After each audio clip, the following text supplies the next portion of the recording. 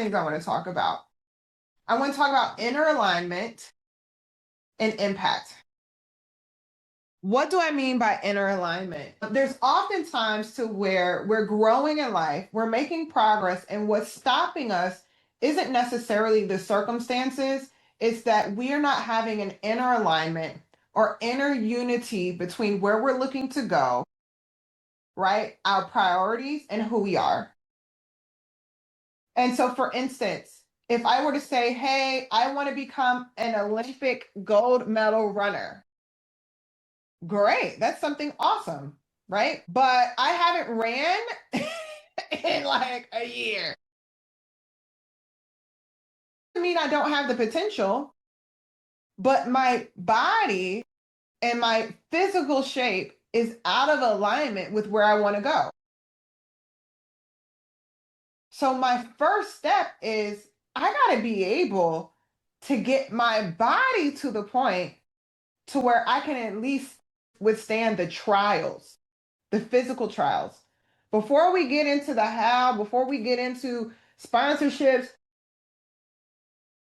before we get into training, before we do whatever, I've got to be willing to get my body in alignment with the goal that I have.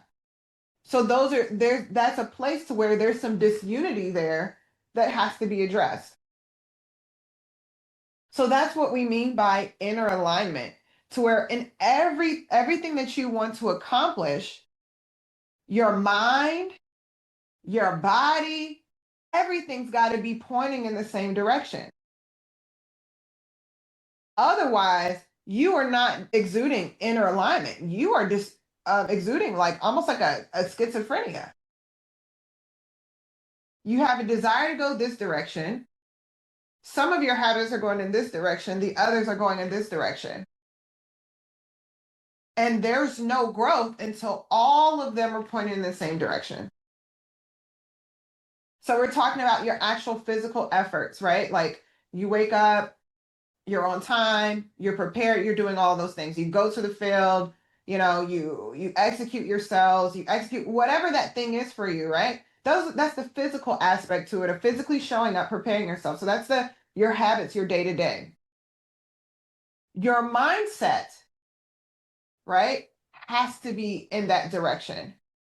So you can show up every day in body and your mindset not show up.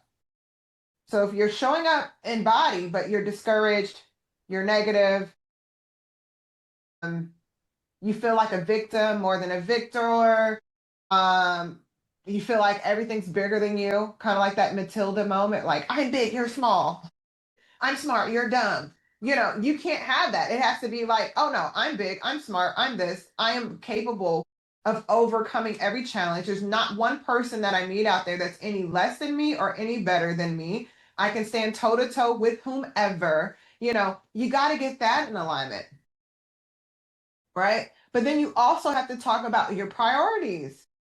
What's most important to you has to be in alignment with that. And so anything that's out of alignment has to be addressed, because that will be the thing that holds you back. Character, integrity, values, all of those things have to be pointing in the same direction. So when you think about that, so we think about our outer habits, right? Like just the things that the body has to do. Like we talked about, if I want to be an Olympic runner, I can have it in my mind. I have the best mindset ever.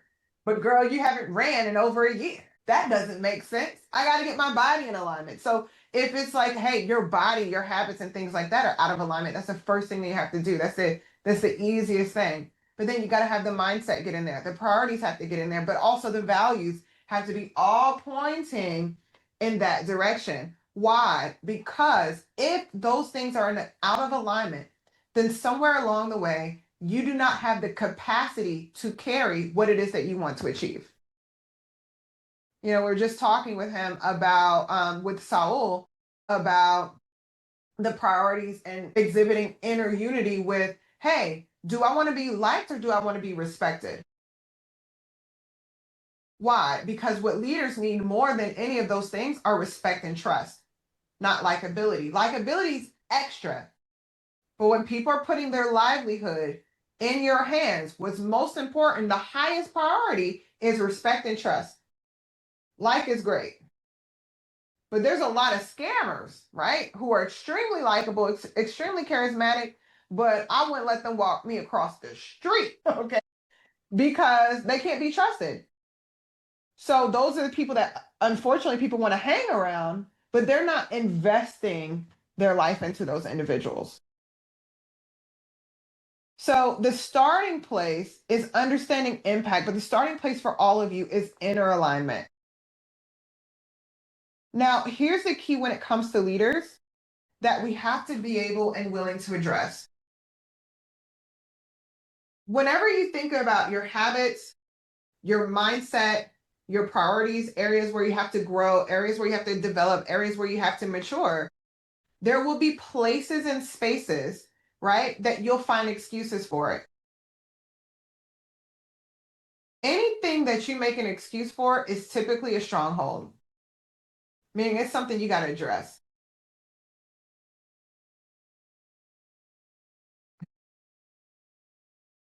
Another word for that, because sometimes they're addictions, sometimes they're traumas, sometimes they are past wounds, past whatever areas that just need to mature and grow up. Because sometimes it's not even just like a trauma based thing, it's just like a seasonal thing.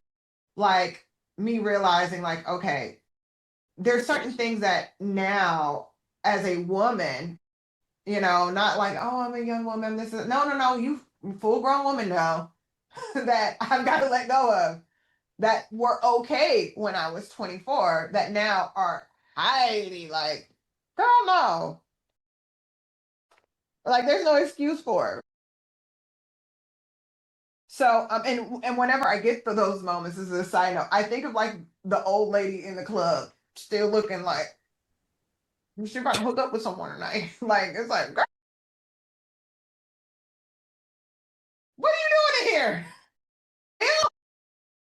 So those are the types of things to where sometimes it's just an area of, hey, that was totally okay for that past season, but where you're going, this is a new season, and that's okay. Like, this is PhD level. This is not no longer undergraduate level. So undergraduate level, totally okay. PhD level, it looks silly. So, but you have to look at it. Okay, when I look at my values, when I look at my priorities, when I look at my habits, what are the things that you make excuses for? Are you addressing them? Why? Because when you lead, you become the standard bearer. Excuse me.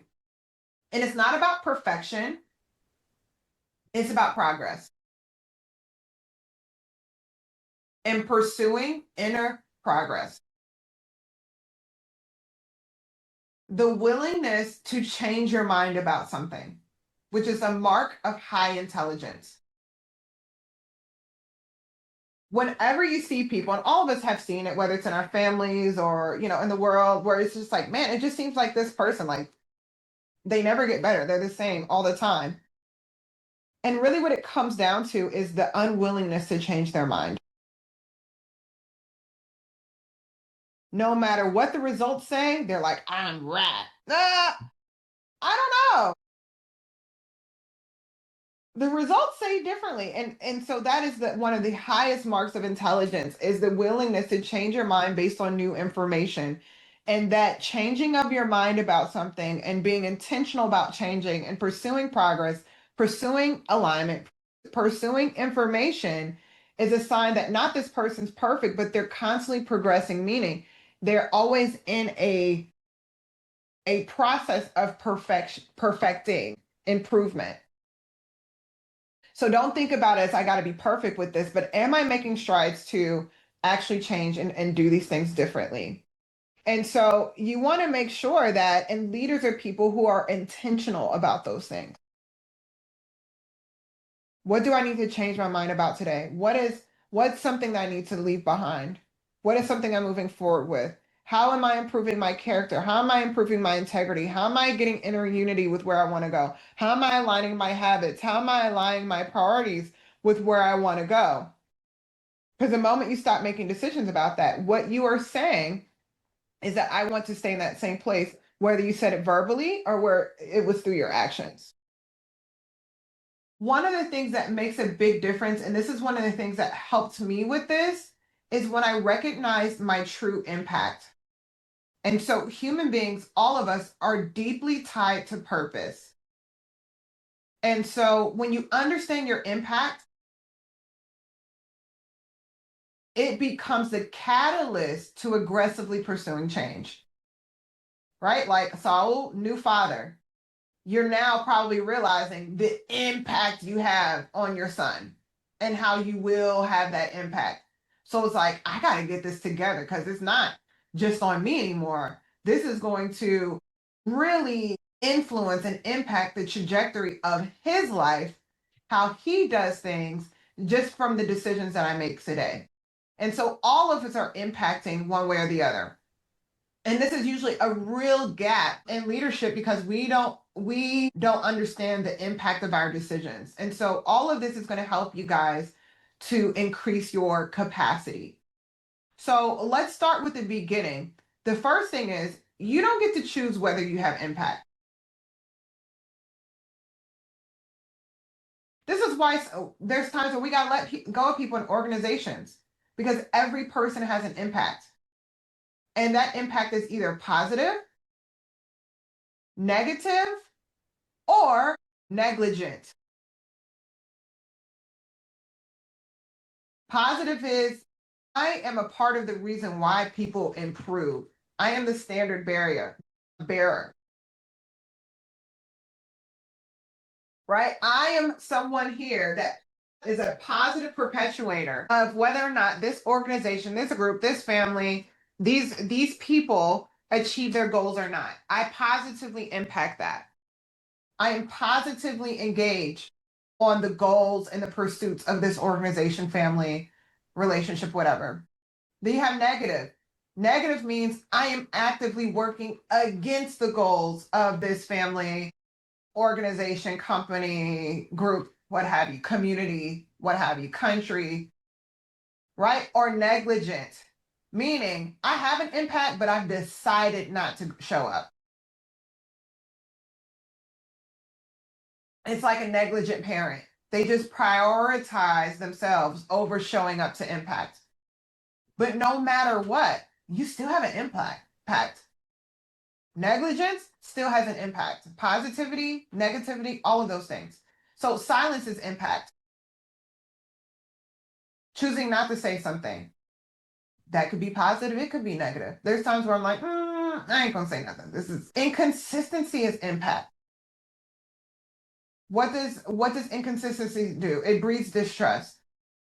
And so as I teach these things, this isn't a moment to say, well, this person did this or whatever. This is like a me moment. Me, myself, and I being responsible for yourself because you're the only person you can control. Tone is impact. How you choose to engage with people. Follow through is impact. Mood is impact. So most people think impact is about like the speech or did you hit your goal, promotions, whatever, closing deals. They do have a positive response, but impact is like the emotional, psychological, and the practical effect you leave behind after every interaction. It's the atmosphere you create. What I love to call it is the residue. What is the residue of my presence? What is the residue of that? And these are the things that we want to really evaluate. These become our inner action items. So the first question I ask is someone's delivering a package. And my dogs are that can tell they're old. Oh, my young dog, my small dog used to be on it when it came to stuff like that. But anyway, so here's a question that you want to answer. How do people feel after working with you? How do they feel after interacting with you? How do they feel after you being in their lives? Do they feel clearer or do they feel heavier? I pay attention to, and luckily I'm not in this position any longer, but I pay attention to if someone calls, do I go, I can say that now I don't have that anymore. And it feels amazing. People can call me with problems, but I don't wince when people call because I've just gotten all of that out. Um, do they feel more confident or do they second guess themselves more? Do they feel more capable or do they feel more dependent?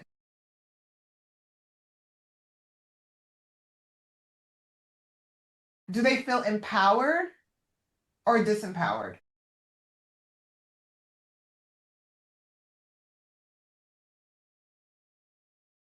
And so I want to be in a position to where the people who spend time with me feel like they can do anything in the world. They're just a few steps away from doing it. I want them to feel less confusion, less anxious, less fear. And here's the other part to it too. You've impacted people before you've even said a word. Like one of the things that I have to do before I teach and before I come in sessions with anyone is I have to get in the right mindset. Why? Because I don't want you guys to feel any residue of any other interaction I've had, unless it's positive. I don't want y'all to feel any residue of what's going on in my personal life, who called me and said this, blah, blah, blah, blah, blah. So I got to get in the mode of like, oh, this is a time of service. This is not about you. This is about how do you want these people to feel and be impacted by this interaction? So I've got to be intentional about doing those things before I even jump on any call, any session, before I meet with any company. I got to get, this is about them, not about me. So the first thing is your energy sets the ceiling in the room. Every single one of you, you're an atmosphere. So you got to be intentional about your atmosphere because you bring you into every interaction that you have. Every client, every customer, every trainee, every recruit, every team member, every family member, we've all got to be responsible for the energy that we have. Typically, what ends up happening is we're looking for the atmosphere instead of creating one. My goal is whatever atmosphere I walk into, I'm changing that atmosphere when I walk in. I'm not soaking up that other stuff. Whatever's going on in here, this is done when I'm done. We're gonna get this all the way together. All the way together. So your energy sets the ceiling for the room, but you can only do that if you're intentional about setting that for yourself. That's where the inner alignment comes in. Two, your standards teach faster than your instructions. This is why we talk about the productivity in the field, your values, your integrity, your everything. People don't care what you say because the standard in which you keep for yourself says more than anything that you say aloud. Your personal standards, your professional standards, how you conduct yourself. I say this, there's got to be alignment in the seen and the unseen. Seen is the outward conformity. The unseen is what actually impacts people. That's actually energy you carry. Those are the things that you do when no one's looking. That is your real impact. What is a hypocrite? The one that professes one thing and does another. That's so basically, if you want to not be a hypocrite, you have to align the unseen with the seen. Three, your emotional regulation, meaning your abilities to exert discipline, your proactivity, your abilities to regulate, to self-regulate, to self-actualize, all of those different things give other people permission to be stable. You know, I recognize that there are so many people that are watching how I react to life in this season because it gives them permission to react that way positively, to exert self control, to exert discipline, to stand on your standards. to stand on your values, to stand on those other things, and they're watching. I didn't realize how much they were watching until recently. These are people that are more connected to me in my personal life. And they're like, okay. So asking yourself, are you safe to bring problems to?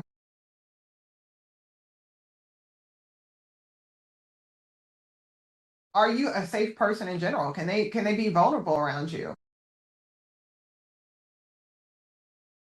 Are you predictable?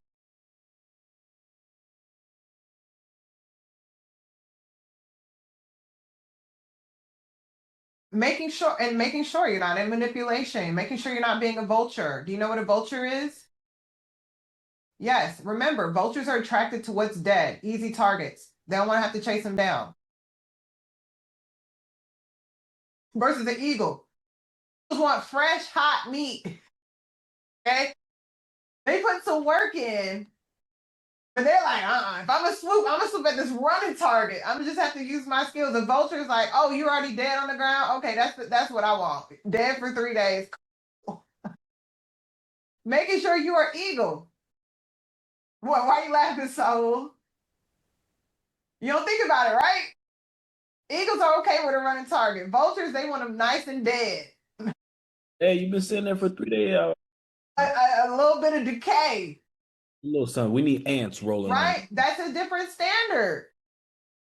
Those are two different standards, right? You got to decide what side of that. So that's what I mean by, are you safe to bring problems to? Are you predictable? Are you safe in general? Do you mean what you say? People don't rise to your words. They either sink or rise to your consistency and your actions. So here's the thing, right? There's some invisible people that you're actually impacting. You think you're impacting your boss. You're not impacting your boss.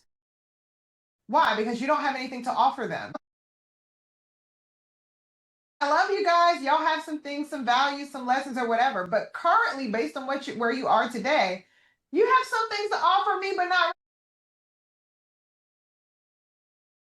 In order to offer something to someone, you've got to be a peer.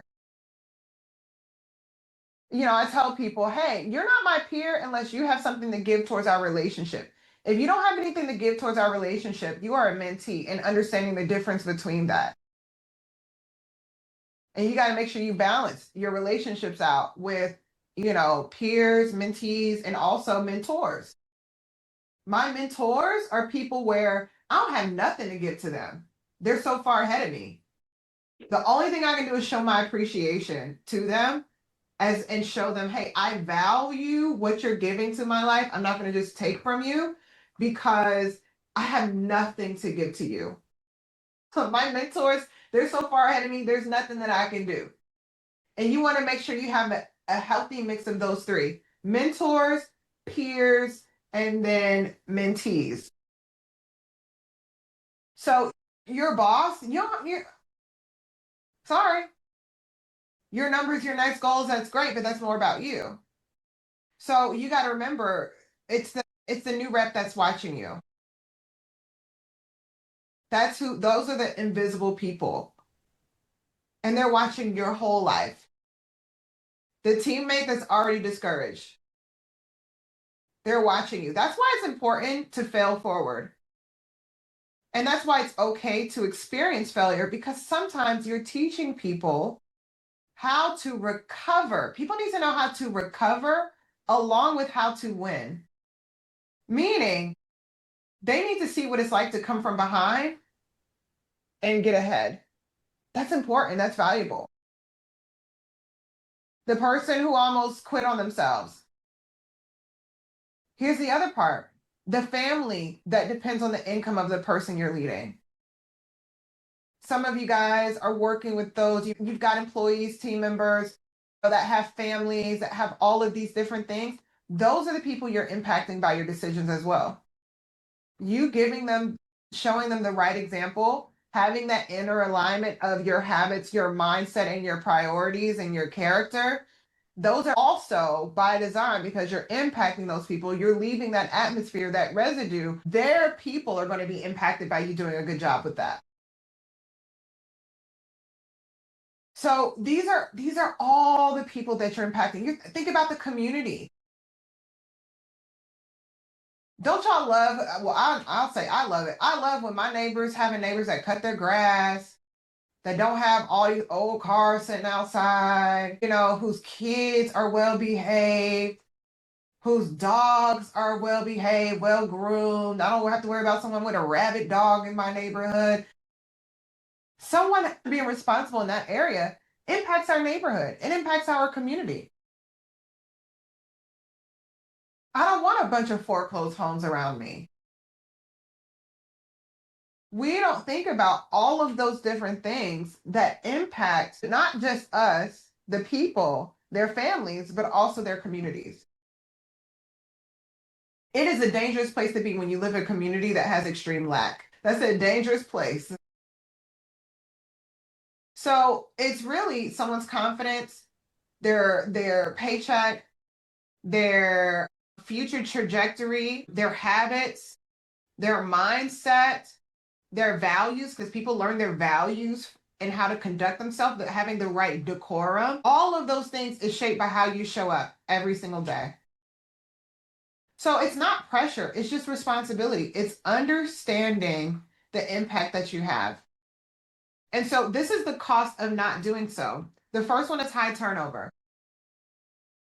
Because remember, they're learning more from the atmosphere and your habits that you create, your standards, your priorities, all of that than anything else.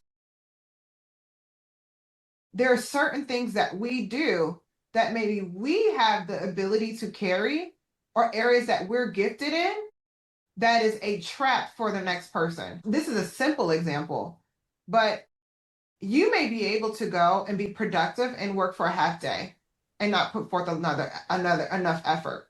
Someone watches you do that, but they don't have your same skills, they don't have your same charisma, they don't have your same everything. That puts them in a position where that kills them. I was a person where I had to work a full day.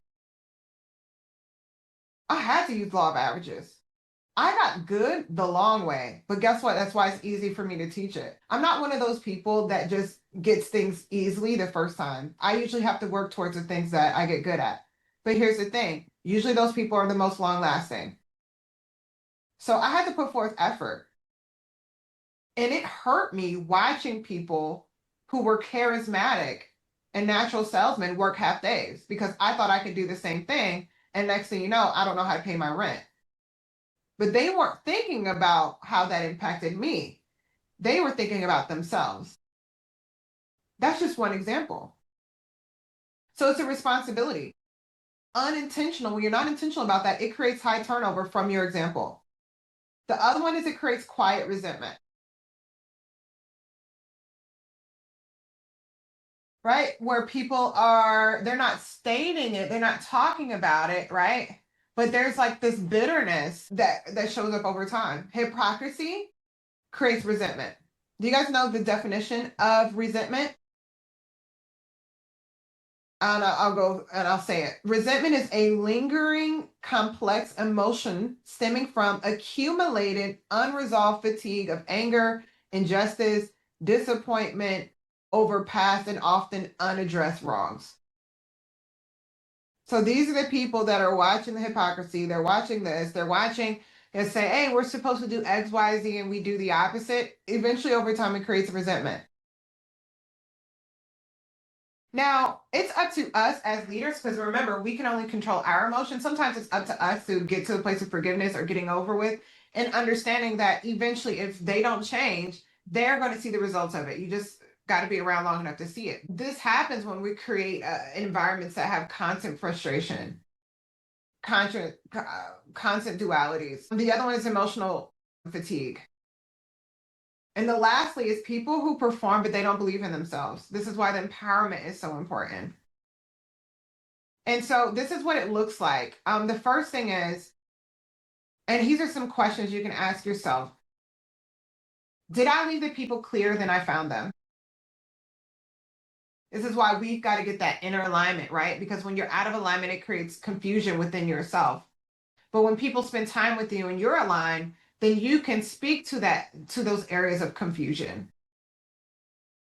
Right? So are they more clear? This is also like, I love giving people declarations. I love giving them directions. This is why I like breaking down days where I can tell people, this is what's going wrong, fix this, where it brings clarity to confusion.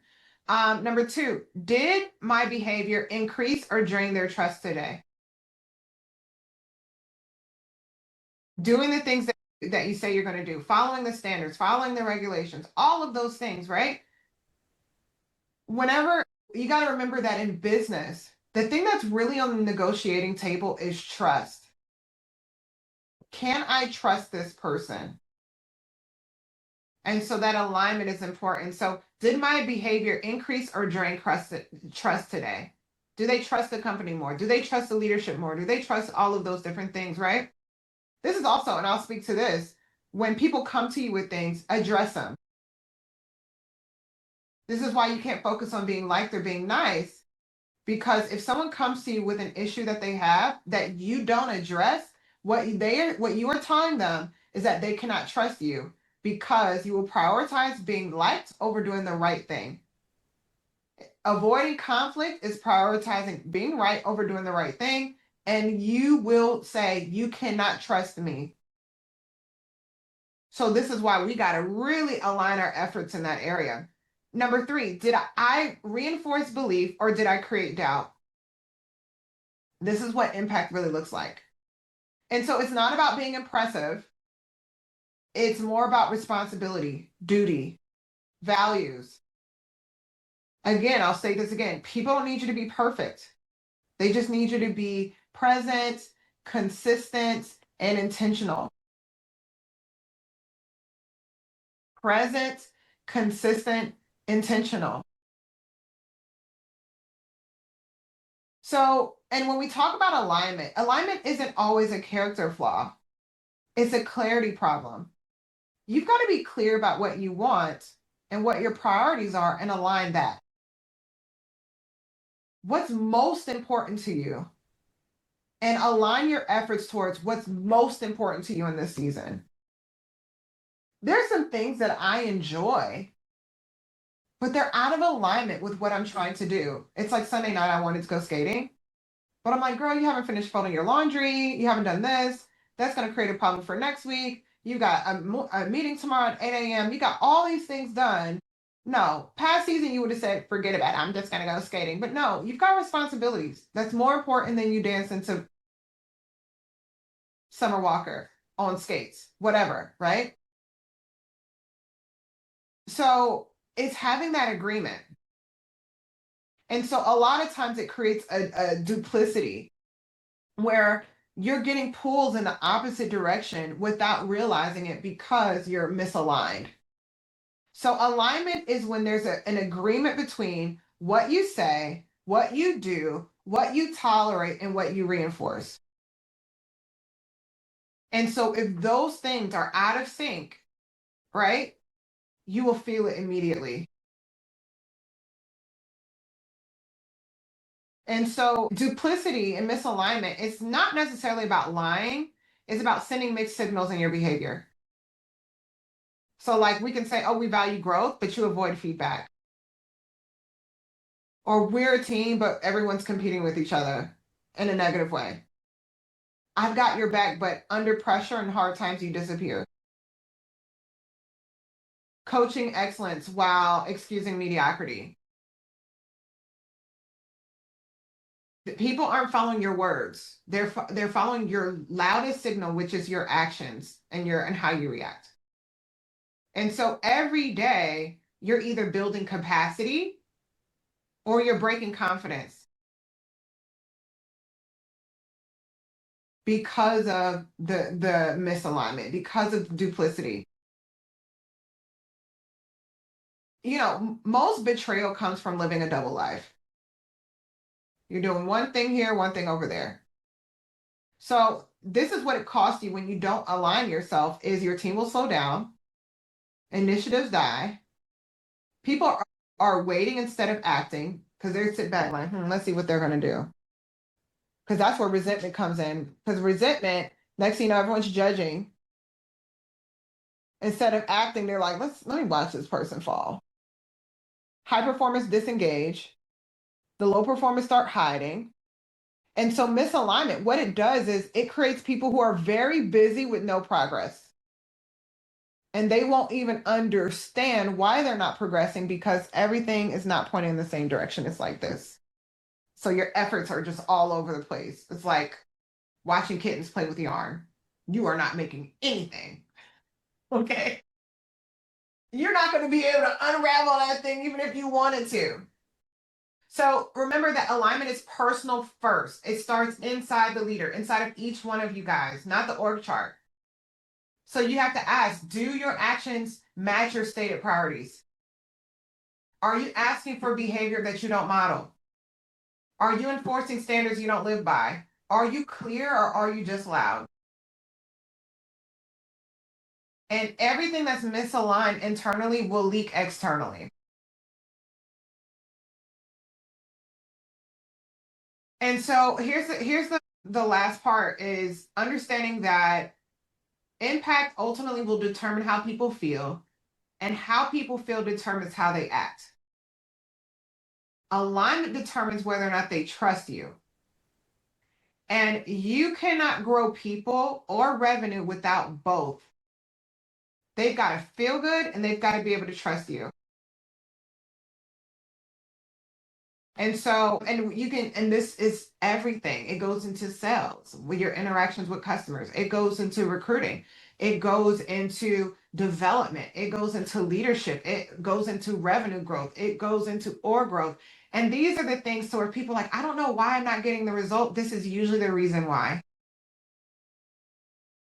But this is also the most mature thing that you can do is this type of self-check. And here's the thing. No one can really check you on this because you've got to get to a point where you've got to be honest with yourself. I had to get honest with myself about the parts of my life that were out of alignment. I had to get honest with myself with the hypocrisy.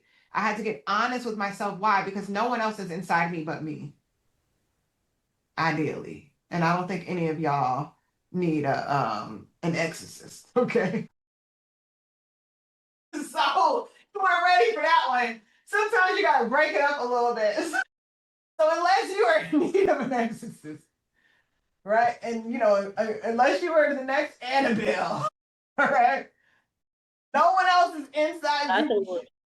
Well, okay, but no one else. You're the only person that can check you on that. The only thing other people can do is suggest.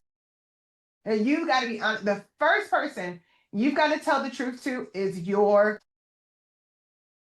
So I want you guys to really think about this. You can add this, you can email me, things of that nature. If you want help with getting more alignment and focusing on your impact, I can help you guys with this. But this is what I want y'all to start focusing on. Why? Because now all of you guys are standard bearers. You no longer have the privilege of being you're now going into mentor instead of the perpetual mentees. You guys are now at the point to where people are learning more from you guys' examples than Riley and Spencer. Because you guys are the people that they are reporting to. And the majority of the people around you are reporting to the four of you. So this part you got to get together because you are now in a place where y'all, because you are greater in number, have more impact than Riley and Spencer. The only thing that they control are just the standards and who gets fired. But you guys actually have the deepest amount of influence and impact. So take some time. As you guys know, you got my calendar if you want any one-on-ones or anything like that. But I know y'all got to go. Thank y'all for watching. Thank you, Nick. Bye. Thank you.